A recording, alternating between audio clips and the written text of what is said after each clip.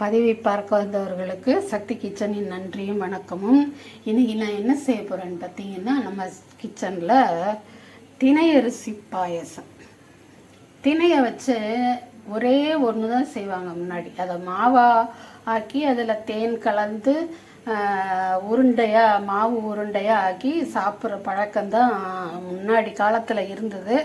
இப்போ இதை வச்சு எல்லா வகையான பலகாரங்களும் செய்கிறாங்க. தினையரிசி பொங்கல் விதவிதமாக அந்த மாதிரி செய்கிறாங்க. இன்றைக்கி நான் இதை வச்சு பாயசம் பண்ண போகிறேன். இதையும் எல்லோரும் பண்ணி தான் இருப்பீங்க, இருந்தாலும் நம்ம செஞ்சு சாப்பிட்டு பார்ப்போம் அப்படின்னு சொல்லிட்டு இன்றைக்கி இந்த தினையரிசி ஒரு அரை மணி நேரம் ஊற வச்சு களைஞ்சி வச்சுருக்கேன், கழுவி களைஞ்சி வச்சுருக்கேன். இந்த ஸ்டவ்வில் பார்த்திங்கன்னா தண்ணி கொதிக்கிற ஸ்டேஜில் வந்திருக்குது.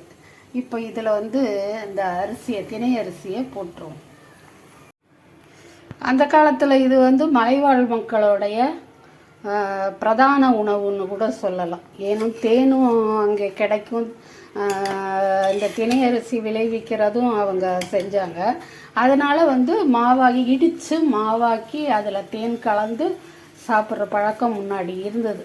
எனக்கு தெரிஞ்ச முருகன் சாப்பிட்ருக்காரு அப்படின்னு நினைக்கிறேன். அதாவது தெய்வம் வள்ளியோட கணவன் முருகன் சாப்பிட்ருக்காருன்னு நினைக்கிறேன்.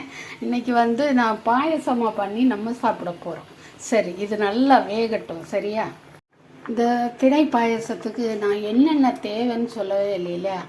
முதல்ல 100 கிராம் தினை அரிசியை எடுத்து அரை மணி நேரம் போல் ஊற வைக்க கூட தேவையில்லை. ஏன்னு கேட்டிங்கன்னா, இங்கே பார்த்தீங்கன்னா அப்படியே மாவு மாதிரி வெந்துருச்சு. சுடுது, நல்ல மாவு மாதிரி வெந்துருச்சு.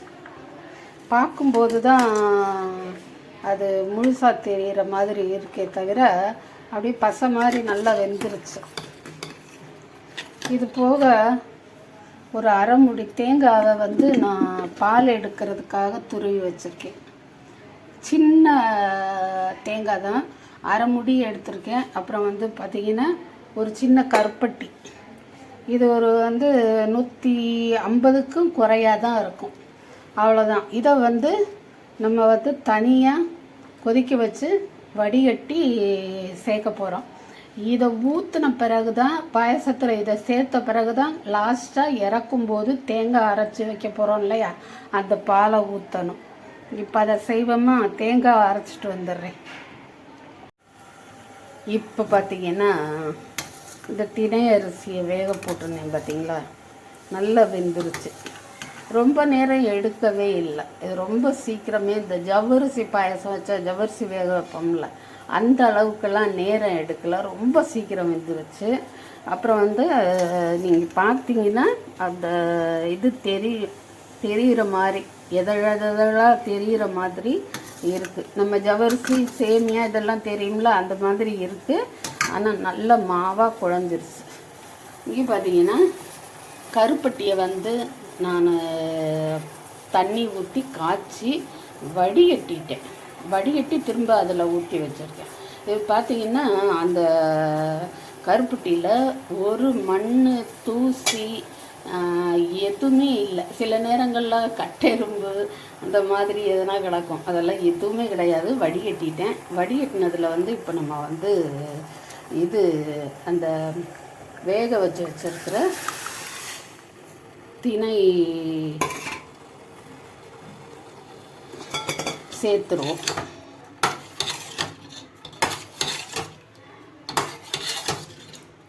இது 100 கிராம் தினை அரிசி, ஒரு 150 கிராமுக்கு கொஞ்சம் கம்மியாக கருப்பட்டி. அதுக்கப்புறம் தேங்காய் அரைச்சி வச்சுருக்கேன். அதை வடிகட்டி இதில் இறக்கும்போது சேர்த்துட வேண்டியது தான் இந்த தேங்காய் பால்.